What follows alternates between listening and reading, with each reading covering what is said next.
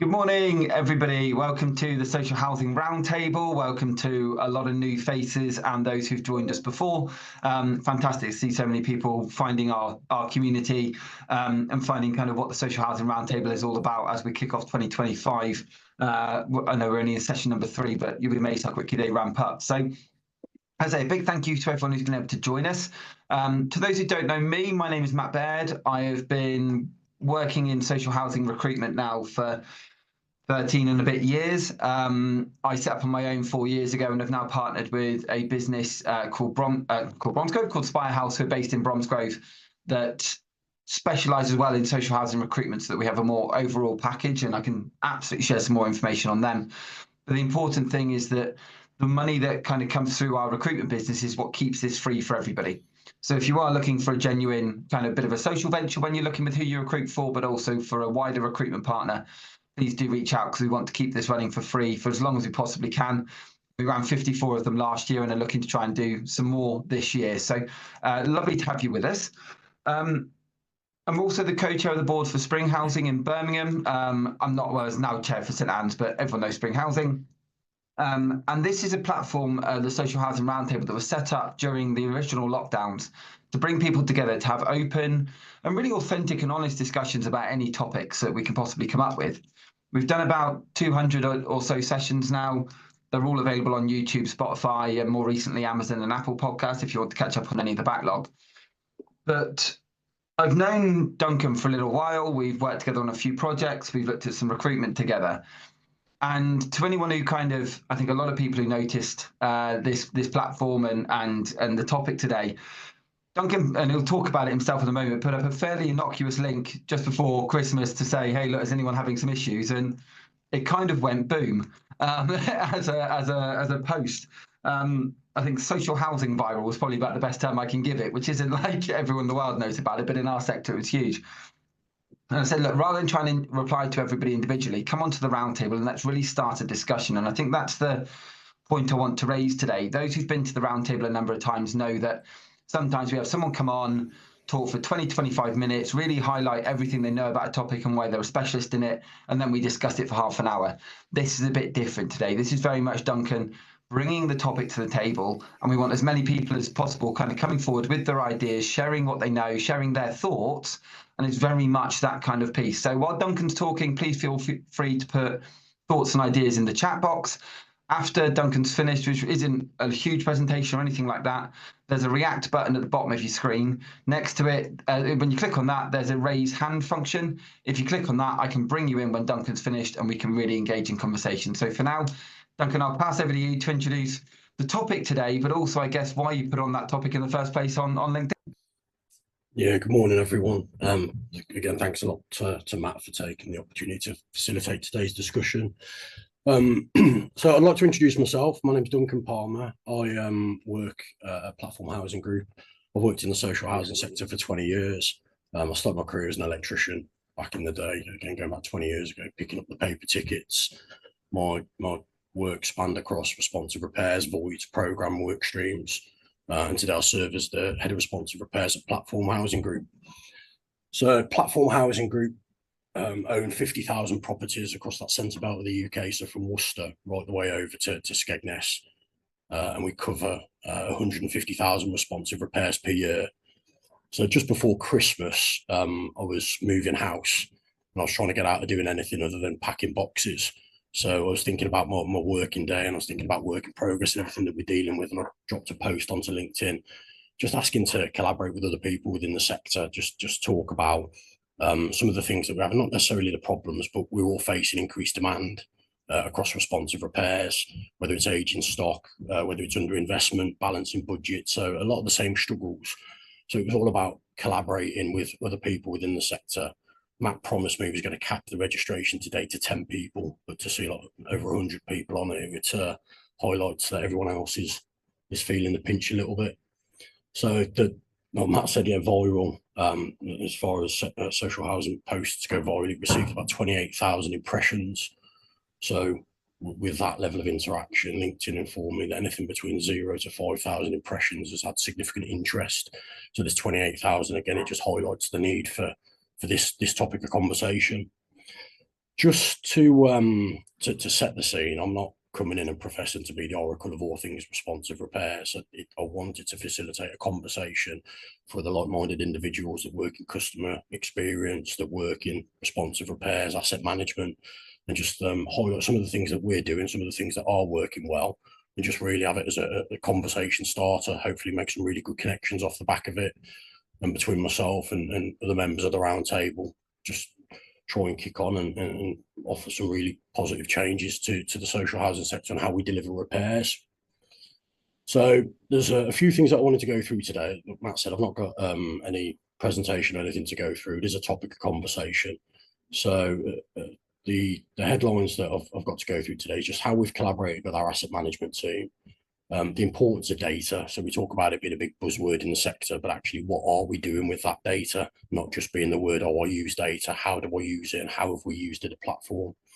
Streamlining repairs and diagnosis, localising teams and empowering operatives, balancing budget and subcontractor use. And then I've just put some key takeaways together that hopefully will raise conversation again once we finish going through what I've got to go through. So I hope that's going to be of some use to people on the call. So when I first started my role at Platform Housing Group as a head of responsive repairs, like I said, we deliver 150,000 repairs. We've got the customer centre of everything we do. So we want to define what is our responsibility, what is our purpose. And the reason for doing that is we all know the people that work in repairs and maintenance, you get the customer stuck in the middle of it. It's a job that goes out. We attend to deliver that piece of work. And for whatever reason, that piece of work doesn't go ahead. Where does it sit? Who does it belong to? Is it a responsive repair? Is it a larger piece of work? So when we talk about our collaboration with our asset management team, the piece of work still goes on. It continues to go on. It's about building those relationships, but defining our purpose as a responsive repairs contractor. So when that work comes in, what is it that we do? So we created a form, a component replacement form and an asset referral form that is in the process of being put into our internal systems.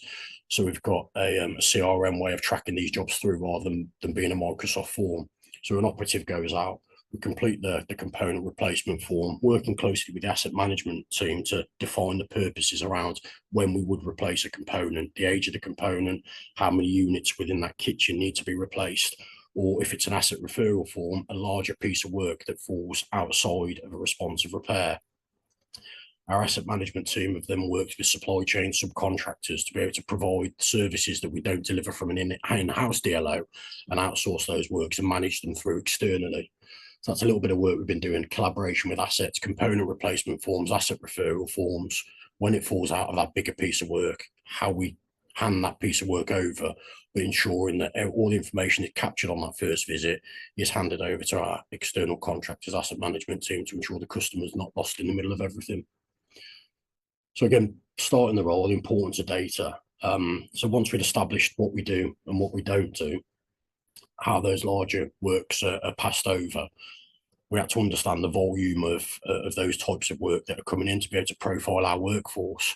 So again, when we're looking at profiling our workforce, we're looking at scheduler rates that have been delivered, the volume of SMV, standard minute values associated to those scheduler rates, how many working minutes that we've got in an available day, and going down to that granular detail and using that data enabled us to profile a workforce that was relevant to the volume of repairs that are coming in. But we weren't able to do that until we'd established the type of work that we were to deliver. So PPC, we utilise, lots of people have heard of it, but the Power BI dashboards. And again, outside of today's meeting, if anybody wants a catch up and a coffee and have a look at some of these dashboards that we're using, I'd be more than happy to go through some of that. So these dashboards, jobs per day per operative. So it's capturing the volume of jobs attended per operative per day, the volume of jobs complete per operative per day, what the completion rates are.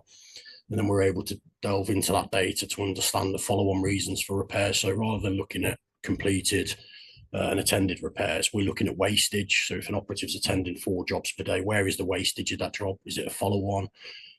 Is it an abandoned job? Is it a carded job? Is the communication between ourselves and the customer not correct? What's gone on for that job to fail and create wastage? And how can we reduce wastage to drive more efficiencies? We've also looked at streamlining repairs and diagnosis. So we've recently overhauled our repairs picker system to streamline scheduler rates.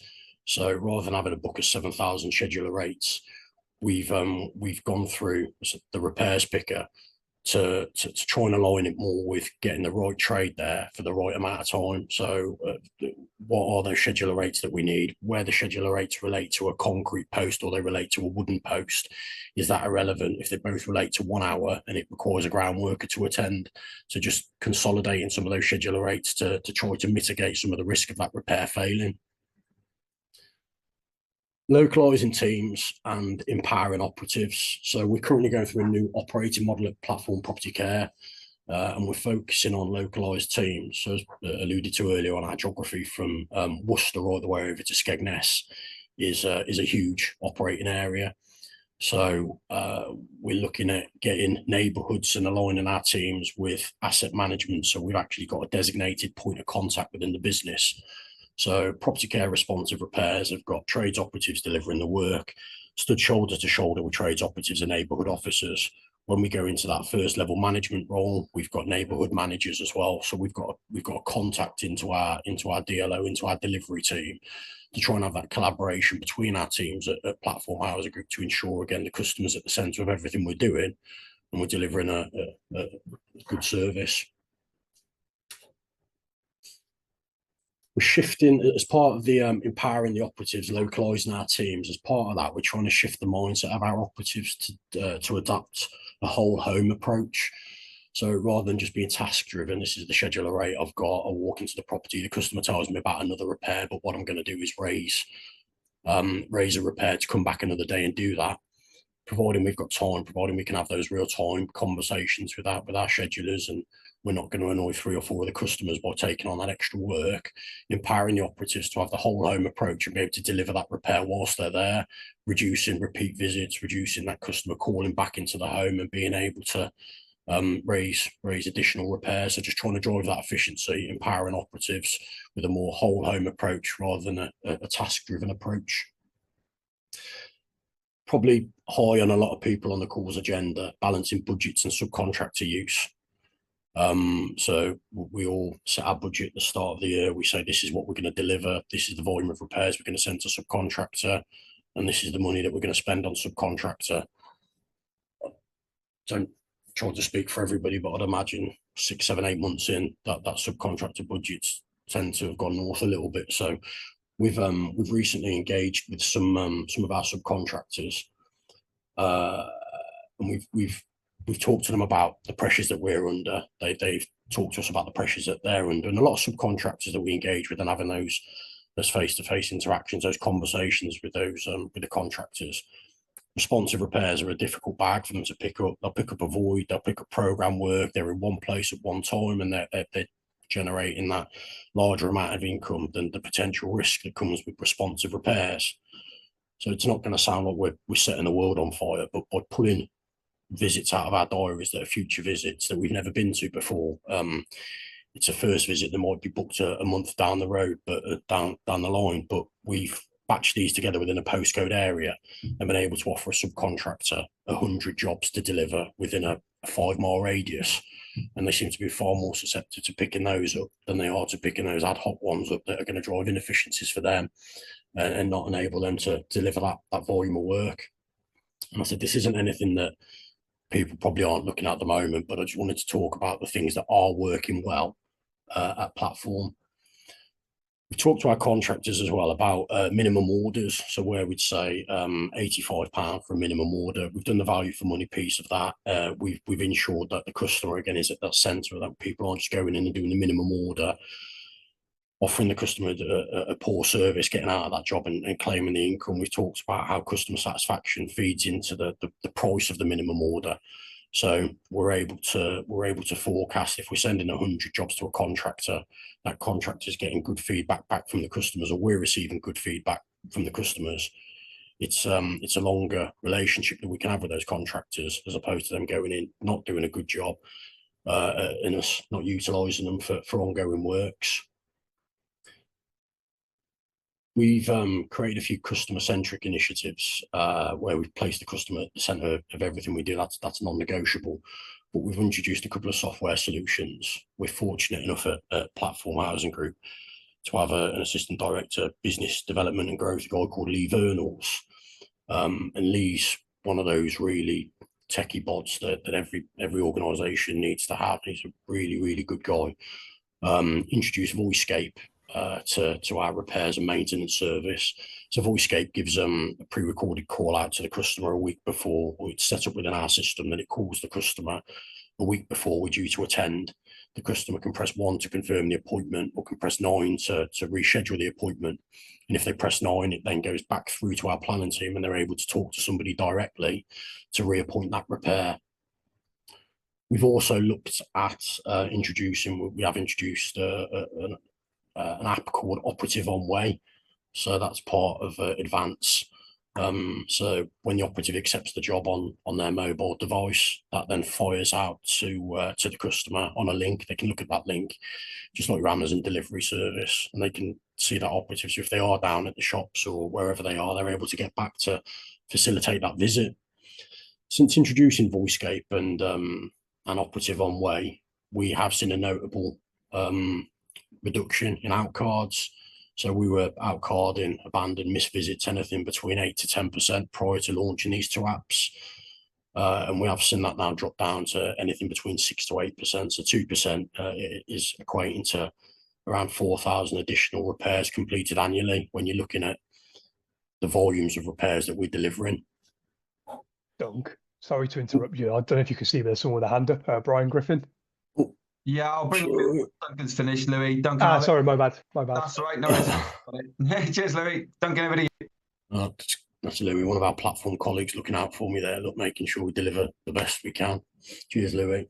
So the key takeaways that I wanted to share, again, not professing to be the font of all knowledge, but how we've used data effectively, not just collecting the data, but ensuring it drives actionable decisions. Engaging with our team, so the operatives on the ground, they're critical to everything we deliver. So effectively listening to their insights. Some of the insights we've got to them just from myself going to the toolbox talks that are headed up by their service managers, listening to some of the problems that they're getting, contact telephone numbers sometimes not coming through on their job, so they can't call in advance. Those types of small wins when we're then looking on a weekly basis to make sure the customer's details are all up to date. I know it's things that we think, oh, that's standard practice, but we'd be surprised at the volume of repairs that do come through that sometimes don't have the telephone numbers attached to it. Optimising operative skill sets. So we operate on a multi-skill framework where we've got base trade operatives, multi-skill operatives to a level 1, where they wouldn't call for somebody to go back and do a piece of work. They'd be able to do it all themselves. And then we've got the multi-skill level 2 that have everything opened up to them, carpentry, plumbing, so they could have any of those scheduler rates allocated to them in the same street, and they could deliver the full scope of all carpentry or plumbing works. So again, just going through your data, making sure that you've got those operative skill sets assigned to their skill sets within DRS of what they can actually do, and making sure that they are aligned to their skill sets within whatever scheduling system it is that you're using to maximize that efficiency as well, and making sure we're making the most of an operative in a certain area, picking up the right trades types of works. Collaborate openly with contractors. Again, just sharing your constraints and targets while remaining flexible to their needs. If we can batch work together to contractors and we can give them a set price to deliver that work, and it's something that they say they can deliver that work for, as long as it's not jeopardizing customer service, customer satisfaction and quality of job, then I think those open conversations with contractors is really, really meaningful. Maximizing visits. So again, just focusing whole home solutions to reduce repeat visits and improve customer satisfaction. Customer-centric operations, keeping the customer at the center of decisions, from improving communication right the way through to how we're going to reduce wasted visits. And then a big one that we're working on is duplication awareness. With the amount of people that reached out around work in progress and an increase in volume, obviously with an increase in volume of work in progress, that has a knock-on effect to the time taken to complete a responsive repair. So if customers' appointments are being pushed further and further back, customers are going to call back in to your organisation, and there is potential then for duplication, for repairs to get relogged. So we do a weekly report, and we work closely with our hub, with our contact centre, where we're looking at same trade, same SOR, logged to the same UPRN number. So just a quick report where we pull it out and we have a look at that data just to see if we can reduce future appointments that are booked in a month down the line. But in fact, we go in there 2 weeks' time to do that repair. So duplication, it's worth anybody having a look at, because it might be something that you're not aware of, or there's not a massive amount of noise around it within your organisation.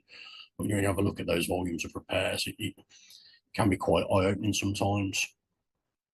So for me, I said it's just about getting us all talking about responsive repairs, work in progress, some of the problems that we're facing, some of the solutions that we're coming up with. So what I have talked about has been insightful. I hope we can make connections outside of today's meeting. If there's any questions or there's lots that come up on the chat. I'm going to bring in Brian in a second, but Duncan, did you want me to show your graphic, or do you want me to show that toward the end? No, we can share it. I'll just talk through it whilst I'm... Very quick thing, Brian, just before I bring you in, that I think would be quite useful for the group to see, because it's something that that Duncan shared with me beforehand that I think is useful for anybody dealing with repairs at the moment. So hopefully this will come up. So Duncan, do you just want to talk through this? Yeah, so all this is a real simple WIP burn down line. So it's an open conversation again with an organisation that we deliver responsive repairs for. So when we're predicating the budget for the start of that year, we've looked at historic data. We've worked closely with the organisation that we deliver this work for. And they've talked to us about their stock condition surveys that are going on this year. They've talked about their FRA works going on this year, the kitchen programs, bathroom programs, all of that type of work that they've got, and what they anticipate the volume of repairs coming into our organisation is.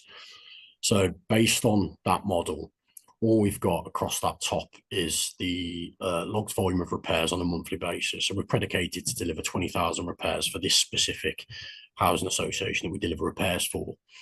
So we anticipate that we're going to go into the new financial year with 2,700 repairs already open that we're carrying into the new financial year again. So sometimes we budget for the new financial year, but we tend to forget the hangover that we're bringing into that new financial year. So we looked at what our opening balance was. We looked at what the potential log balance was for that year, and then we've looked at the completed internal volume of repairs. We've also looked at the budget to deliver contracted repairs, 2,268 of that total 20,000 repairs were going to be delivered through subcontractor. So then simply, you've got 1,700 jobs being logged. You've got 2,700 repairs that you're carrying into the new financial year. You're completing 1,544 repairs internally, so per month. So we've budgeted our workforce based on 3.5 jobs per day. And contractor 189 jobs to deliver a total of 1,733 repairs. So then you go into May, you carry over that 1,733 repairs. Sorry, that's what you've completed. So you're going into May, you've got your opening balance of April, plus your logged volume, minus your total completed, which is giving you that run rate. So that burn down line is the opening balance month on month. So it was just a bit of a visual where we're talking about, if your organisation is going to log 1,700 repairs to us on a monthly basis, if we have resource internally based on 3.4 jobs per day to deliver 1,544 repairs, and if our subcontractors are able to deliver that 189 repairs, that means we're going to be able to deliver a burn line as that graph shows. But it also opens the door to real open, honest conversations where if an organisation that we are delivering this work for logs 1,800 repairs per month, if we're having issues with our subcontractor supply chain and they're not delivering 189 jobs per month, if we've got long-term sickness and we're not delivering the internal volume of completed repairs, but at least we've got visibility of those three measures to be able to forecast the potential position as of year end. Thank you very much. I just thought it was an interesting way to kind of go, this is perfect world, and yet it so easily can go wrong in so many different ways, as you can show by all the bits on the bottom of the bottom piece of the graphic. So I'll stop sharing that, but thank you very much, Duncan. So I'm going to bring in Brian, and then I'm going to go to the chat, which has got an awful lot of points in it, which is fantastic to hear. But Brian, do please come in, and as Brian has done, if anyone would like to raise their point that's come through the chat, because we've got half an hour and I'll do my best to get through all of them, please feel free to raise your hand and raise it in this way. But Brian, over to you. I think probably one of the things that could be a difficulty could also enhance the service provided is marrying that data on stock condition with tenants. The property is seems to be the main focus of the drive forward, but where you can marry your data from we say vulnerabilities of tenants with the scheduling of work. An example would be, if you've got a disabled person whose fire alarm is beeping at 3 o'clock in the morning, that's probably more important than somebody who can actually get up and replace the battery or switch it off. So it's marrying the vulnerabilities of tenants and ensuring that, one, they get a priority, but two, that the action for them is different than it would be for an able-bodied tenant. And it's having the data on the tenants who are in the properties and making sure that it all marries up, along with your asset management database, which shows what's in the property to start with. And I think it's keeping all that up to date. You may have somebody who's got a mobility issue, and it's making sure that the priority is there, as well as that being responsive.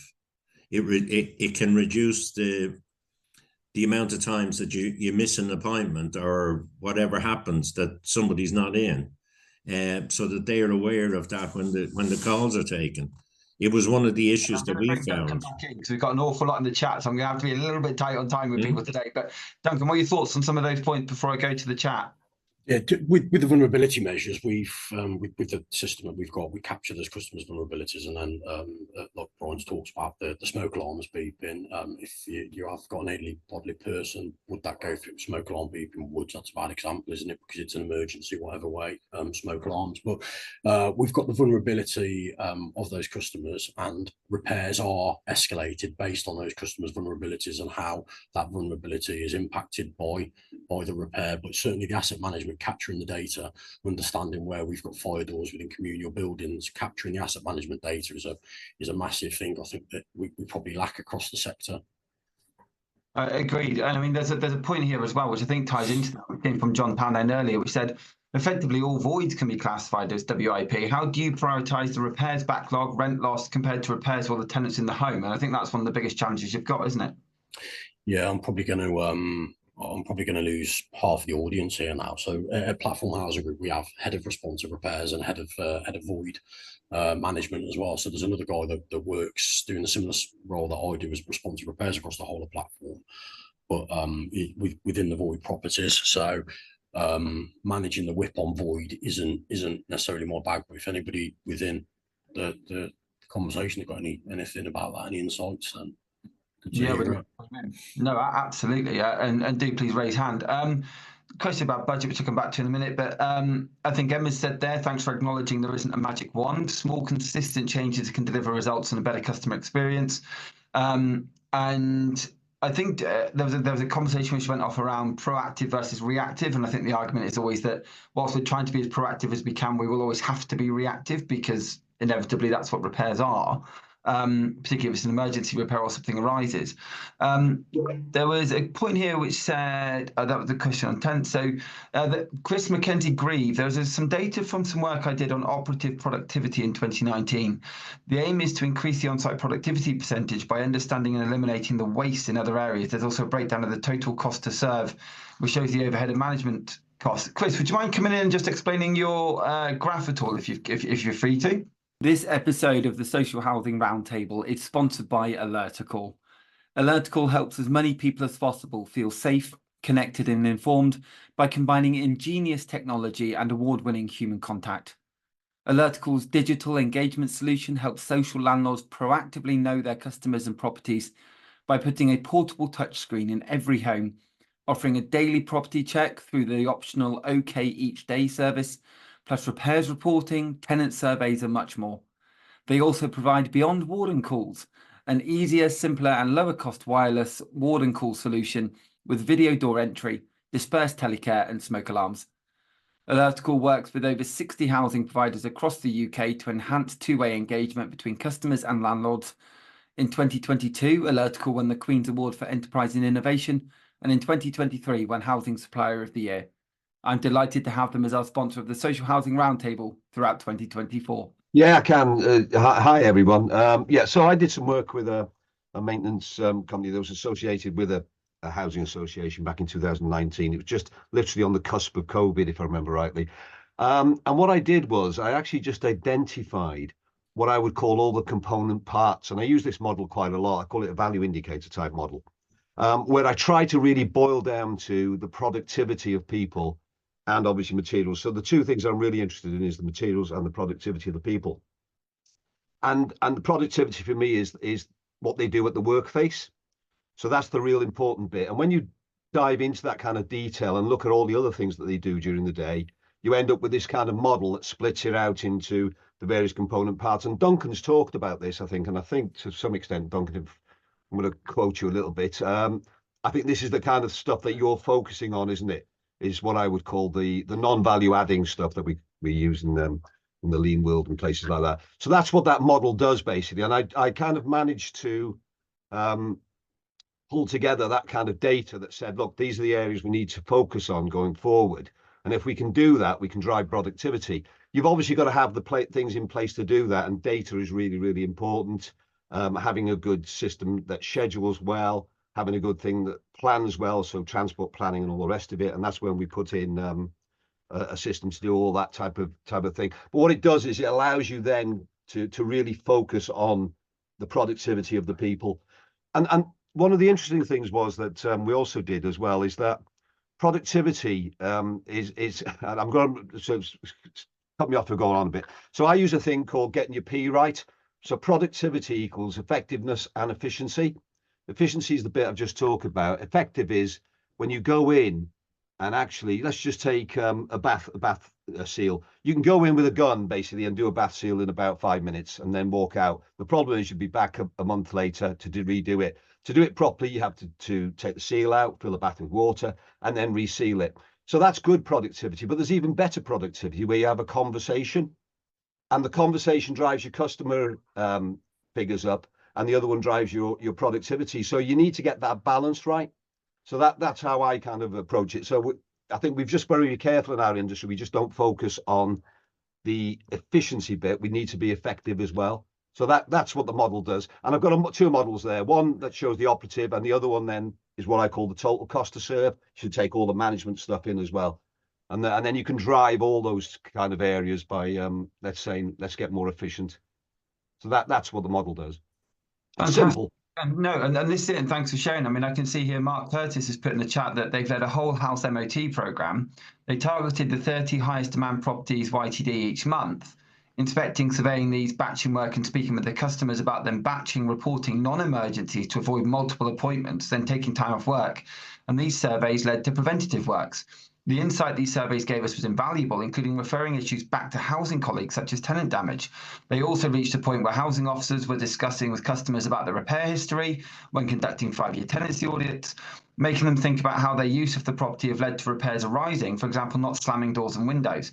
The review also revealed repeat repairs due to poor workmanship, repairs that had been closed by mistake, and changes to void standard as recently let properties also featured in the high demand data.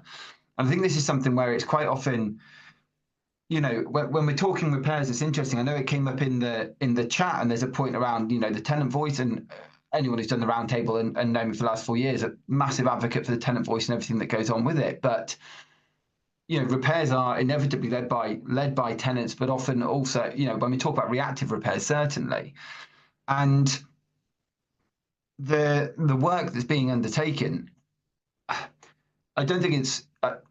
I wouldn't say it's fair to say necessarily that everyone's going out to do a bad job, but what I would say is that the sector has struggled for a long time in terms of how to make it work. And during that time, things have just got busier and busier and busier, and budgets have got smaller and smaller. And trying to recruit at the moment, particularly for trade staff and those kinds, is incredibly difficult and being massively outpriced by the private sector. Sue, I'm going to bring you in, and then I'll go to Clark. So Sue, do please pop in. A couple of things. So how do you actually, somebody with a vulnerability, let's say they're the domestic abuse survivor and the housing providers are aware of that and the police are involved, and then their fence falls down, but that causes that tenant anxiety. When they phone in or put their request in, it goes for the normal sort of, let's say, 30 days before. At our place, because we've actually got the vulnerabilities linked, when they're actually being booked, it comes up. And so if we've actually got a carpenter free in 3 days, instead of actually saying that's a 30-day job, we bring that job forward because of that vulnerability. But everything he's been talking about is about technology. Not every tenant's got technology, and most of ours haven't in our area. We actually prefer to go through the contact centre. So how do you do that? I know you mentioned about the phone calls going out before, but then as he mentioned, that missed phones. But Duncan, in terms of I guess what platform, but also others you're seeing in the sector doing around that digitally, not as digitally engaged customers, how are you trying to get around some of the challenges there when, as you say, tech is maybe one of the only areas that's going to help us move forward quickly, but it's also obviously got its challenges? Yeah, no, sorry, so I'm not sure. I might have gone down a bit of a rabbit hole and not provided that. So the voicescape and the operative on way, that is as part of Platform Housing Group, Platform Property Care. So Property Care, we deliver the work on behalf of Platform Housing Group. Platform Housing Group has still got the hub. So if customer would still, that repair would still be initiated from either a phone call or if they did go through that customer portal, but the repair would still go into the hub would still log that repair, and then that repair would be issued out to Property Care. And if there were vulnerabilities on that account, as far as, like you said, the domestic abuse and the fence being down causing anxiety, that would be escalated from a routine repair into a priority repair out to into our planners queue. The planners and then make the phone call to the customer, and then we get somebody out outside of that 30 days, depending on those vulnerabilities. Thank you very much. Clark, I'm going to bring you in. Yeah, cheers, Duncan. Some really good insights there. I'd like to get back to what the discussion point is, effectively, how do we manage WIP? And it'd be really useful to know if our colleagues have some metrics in terms of, just to give you an insight. So I work for Evolve, which is basically Riverside Housing dealer. So we've seen pre-COVID our repairs go up from an average of 90,000 repairs a year to date 125,000 repairs a year. So that's a 35% increase. Now, our service delivery model is not increased to be able to placate that demand. So what we've had a sensible conversation with assets and said, well, our metrics are KPI, and we can all talk about whether we have urgent repairs, 28-day repairs and things like that. But in terms of percentage-wise, we've had the sensible conversation to say, well, because of a commercial and a budget, we haven't got the budgets. We're all overspent with budgets. What is our new metric going to be? So we've had the sensible conversation to say, okay, before COVID, our WIP target was anything out of target was 5%. Now the position we're in now is that we can't deliver. We're looking at our repairs, we're looking at urgent repairs, but now we've gone up with the pragmatic solution of our WIP being at 20%. And obviously we've got to engage with the customers to let them know that, because we have a lot of complaints referring to jobs which are not completed in time. So I'd like to know, in terms of, Duncan, in terms of your organisation, how that's manifested itself, and if you're going through the same issues in terms of where you are with your WIP. We are, Clark, yeah, and that was probably the instigator for the post on LinkedIn. So the WIP, as you said, post-COVID, we've seen an increase this year, similar to yourselves, from 112,000 repairs up to in the region of 132,000 repairs, with work falling outside of target and age becoming more of an issue. I was talking to Matt before we jumped on that call. We're looking at our workforce profile. We're looking at how we deliver those works, and by moving to that neighbourhood, our new operating model changing and going into that neighbourhood-driven model with a designated delivery team within that area, as opposed to looking after a geography. We've got 3 localities across our group, 7 Tame and Witham, which cover a massive area.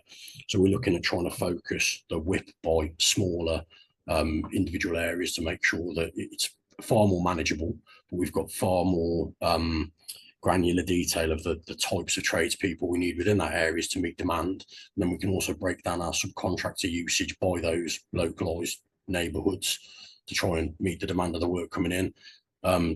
Similar to targeting those areas where you've had those high repeated repairs within those areas. So very, very similar, Clark, to the numbers increased in volume of repairs. Very similar to you guys over at Riverside. Clark, is there anything you'd like to, in terms of from your side, you want to come back to on what you're doing to try and combat it at your end as well? Well, again, data is the driver. Again, we're looking at we're split down into 4 zones, so we're looking at the granular data, where our balance of subcontractors and in and house, whether we've got the first time fix, right? All the variables that you look at. But at the end of the day, in the cold light of day, we haven't got enough budget to be able to do those repairs. So there's got to be, I think, a different conversation in the sector now to say, what does the new norm look like? Because we've got a scarce resources. We can't go out now and tender at the rates we've got. So we've all got massive overspends. We're all under pressure to deliver the same metrics, but it can't happen. So I think the sector has a serious conversation to say, what does the new norm look like, and align our service delivery model and our KPIs, because we've just gone off historic targets and they're obsolete in my mind now. So we need to have a refresh and revisit. We don't want to be set up to fail. We need to all sit around collaboratively and say, what can we deliver with that service delivery model? Because no one's got a magic money tree. We all looking at efficiencies. We're all looking at the same thing. That can only take you so far. You've got to be proactive and say, these were our old service KPIs, these are our new ones, and then it'll give more people motivation to deliver those, because we're all, our heads are down, and because we can't deliver those metrics we were able to do in the past. Talking about jobs completed on time, average time it takes to do a repair and all that, they've all increased dramatically, and no one's out there to do a bad job. But I think the sector needs to acknowledge that we need to have a discussion about how we deliver, and those KPIs need to be realigned. And I think there's also then tied into that is the conversation with the tenants. And I think this is where the challenge comes, is that evidently for tenants, they've seen, service charges, other things maybe go up. They've seen, rent go up, and yet we are struggling more than ever to meet demand, because, as you say, demand has gone up exponentially to the point where we can't actually meet what's coming through, particularly with staffing and everything else. I think sometimes it's wild when you really try to look at just how many points of contact there are when going through a repair, which is why we're trying to use tech. Then sometimes there are obviously issues with tech and everything else. So it's very easy, I think, for us as a sector to go, look, we're trying our best and we're doing all these, but I don't think it's until tenants, and obviously it's different in various areas, but until you can kind of be very, very frank, open and honest with tenants and say, look, the reason we're struggling is because our repairs have gone up by 50, 60%. Our staff force hasn't, and we can't afford to. We're let's engage and have a conversation around actually what's achievable, and to let you know this is why it's pushed back. But I think we are also, as a sector, under so much pressure from the ombudsman, from the regulator, from the media, from everyone else at the moment to just get it done. What we're unfortunately doing is burning people out, and people are leaving the sector or retiring early because we're struggling there. Jim, just before I bring you in, Lee, I saw you had your hand up. Did you have a point on this in a similar vein? It was more about some of the efficiencies, what obviously we're finding as well, really, how we're trying to manage the WIP. And I think Duncan's touched on it in regards to like the whole house approach. So what we're finding is, like, you look at a property and it may have 6 different responsive repair jobs, and they're all a similar category, but then we're all attending them probably over the course of the next 3-4 weeks. So you've got various different engineers going into the same property. Sometimes the same engineer going this week, next week, and week after. And when we try, I know there's a lot of customers as well on the call, so it's probably good to see what they think in the chats. But when we then try to move the appointments to send one engineer to complete the 3 jobs, we get some pushback sometimes, and that's probably our highest number of complaints, is moving appointments. So we're trying to move appointments to make us more efficient, so we can have one visit that makes it benefit for the customer. But then, like I say, highest number of complaints is moving jobs. around and changing appointments. So it's just interesting to get a take on the rumour of that, really, and especially, like I said, the customers that's in here as well. It'd be good to get their views. Thank you very much. Well, Jim's a customer, so we'll hear from Jim next. Jim, do come in. Hi, hello. I've been a voluntary customer now for over 20 years. I'm on the tourist lock panel, lock committee. I have noticed, particularly as a customer, looking at, as a tenant, remediation that you're going through to try and do remediation, taking down cladding, stone cladding, the fact of the shortage of operatives in the actual organisations now, the extra training that's expected of you, rule paragraph L that's come in, all of these different undercurrent things, whether it's net zero, net gains, all on top. And you've got the Ombudsman and the regulator talking about proactive jobs being done. Again, I would say you've got surveyors leaving the service, not staying in the public sector. You've got people who are signing off on buildings leaving because they can't afford the insurance. So really and truly, it's becoming more tenant-centric in a good way, but we also have to take the reality of the fact that there isn't an exponential amount of money there and that everybody should be included. And there's only so much work can be done. For instance, we have a eyes wide open policy where everybody's coming into work, visiting homes as engineers or operatives and being asked to look out for damp and mould. And of course, this is another thing, the knock-on effects of our WABS law, where sadly maybe a percentage of tenants may be a little cynical on this one and treating it a bit like PPI. I don't say across the board altogether, but I'm sure there will be some cases where you've got claims farmers chasing people to do jobs and creating tenancy failures there. So overall, I would say what the housing organisations and the sector as a whole is dealing with is becoming quite untenable. And especially to cap it all now, we've got to look forward to Mr. Donald Trump's presidency. So let's not forget what's going to happen to us all with that. So that's only my opinions. No, thank you for sharing, Jim. It's exactly what we're here for. And Mia, do come in. Hi, everybody. I'm sorry about my camera if it's a bit flashy. Obviously, I'm not in housing. I work in void management. And honestly, hearing all the things that you guys have to face on a daily basis is phenomenal. We deal with, I think it's about 1.3 million homes in mainland UK, and we focus predominantly on electric and gas. So while it's a void period, but I think that's another thing that sometimes is forgotten about. Obviously, repairs and operatives are specialised in the areas that they're specialised in. It's also taken into account that suppliers or distributors also throw caveats into that. So the education piece for me is big. Understanding that you need A, B, and C in place before you can actually get that repair instead of just getting the job booked. I'm sure Duncan has probably experienced that as well. You know, a simple fitting of a gas meter might not necessarily be the case because the supply's dead. So it's trying to understand the further suppliers, further contractors that can impact repairs and operatives as well. So for me, it's an education piece, and I think that's something that really needs to be looked at. It's not always down to the repairs and the operatives.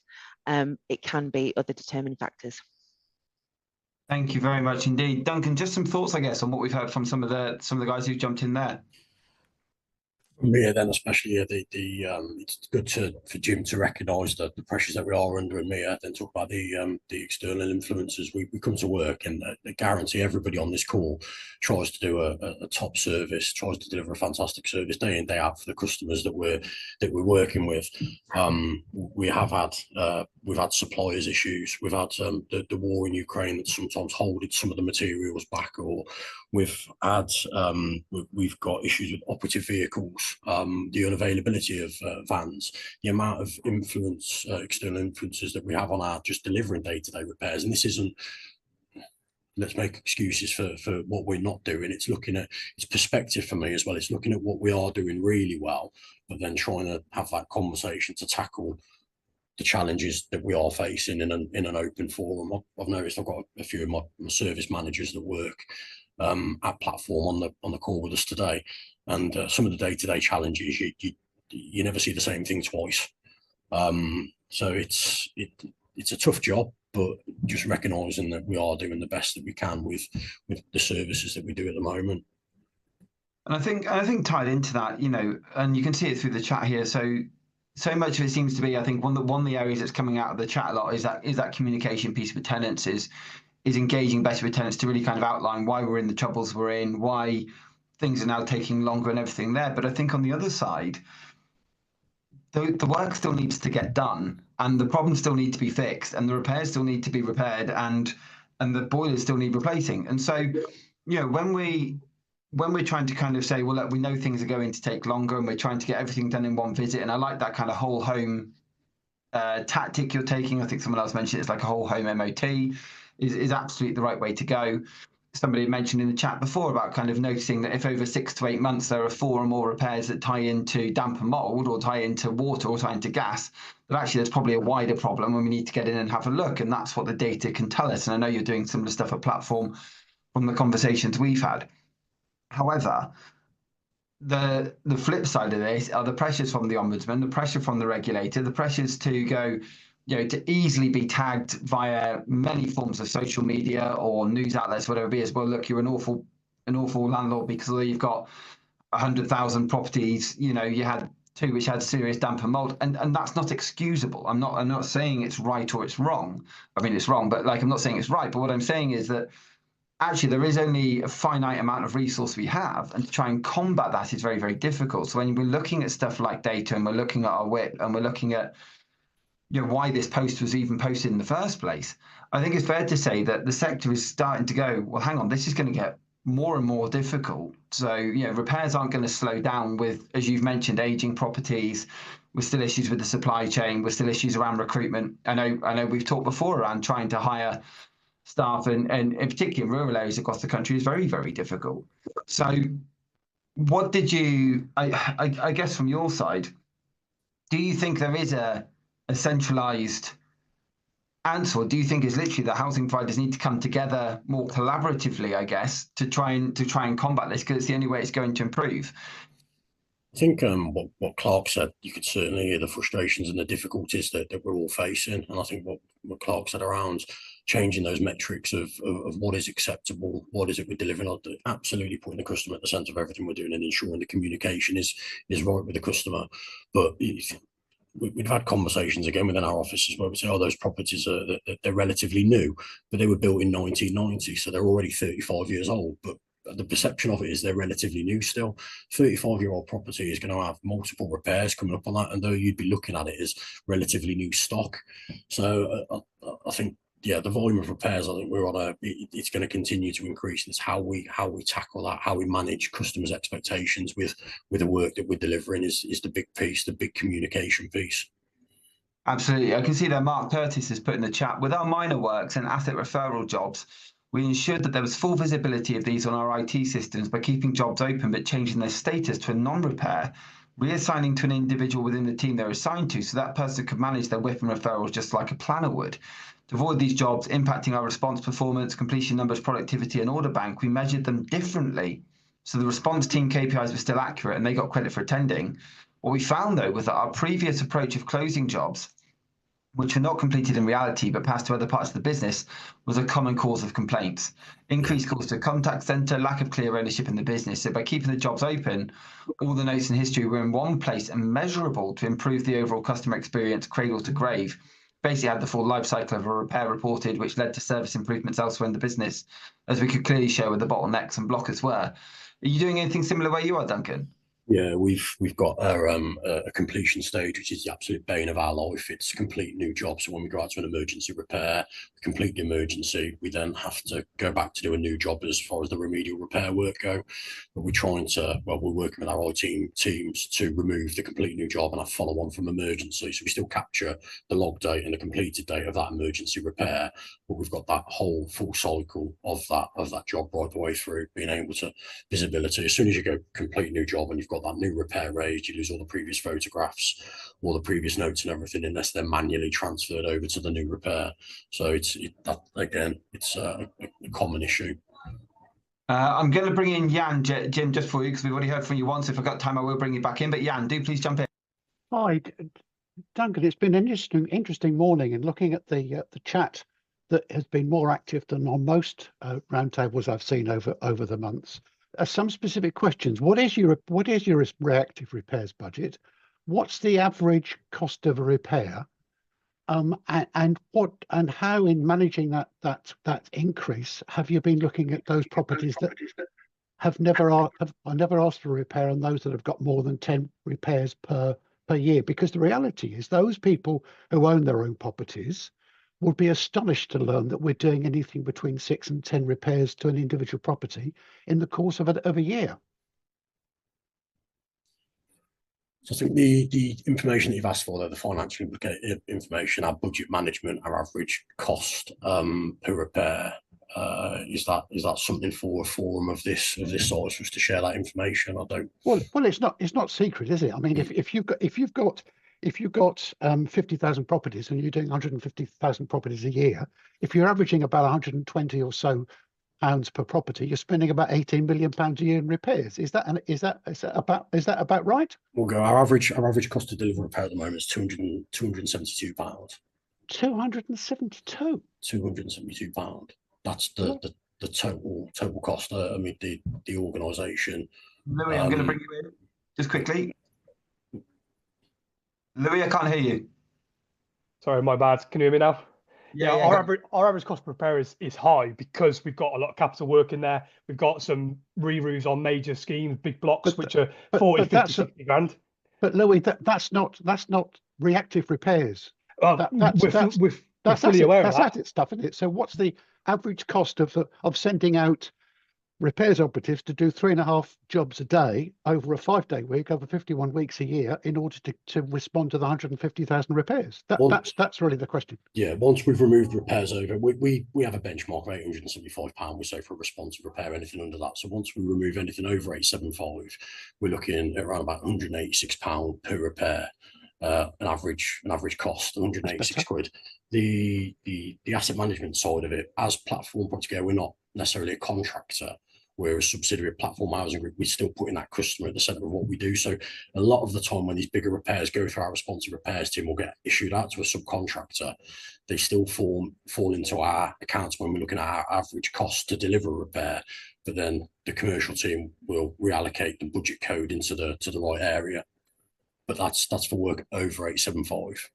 And okay, and just out of curiosity, that increase that you had that was mentioned earlier on following COVID, has there been any work as to why suddenly repairs requests have increased? Are they specific to specific areas, specific properties?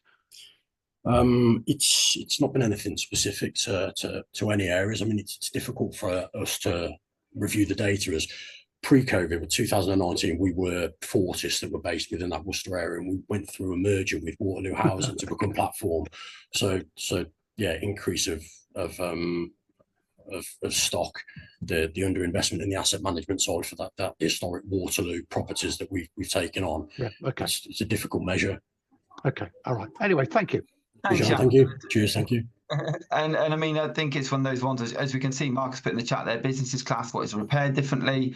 We had a lot more pressures on, obviously, stores, on so many pieces right across the space that's actually really, really challenging. But Duncan, I will wrap it up because I think this is, you know, I think you've answered an awful lot today from both a platform perspective, but I think also from just an overview of I guess where the sector is at the moment. What's the best way for, I mean, if people want to follow up with the conversation, or, I mean, I'm quite happy to obviously look at doing another one of these later in the year, but, you know, I think it's one of those ones where I think particularly for those asset management leaders or for those repairs leaders that you're working with, what's the best way for you to carry on the conversation from here? I think we can reach out by LinkedIn. I can share my email address with people on here as well. And I just want to emphasise, I'm not coming into this as the oracle of all things responsive repairs. It's that open conversation and listening to other people's views on it as well. So yeah, I'm more happy to connect with people. A discussion group, not the oracle or anything like that. And I think you're incredibly well, Duncan. I think actually a massive kudos to you for bringing it to the table today, because you could have, you know, we spoke before that sometimes I get people asking, hey, can we run a conversation on X? And I said, yeah, would you love to do it? And said, well, I'm not a specialist.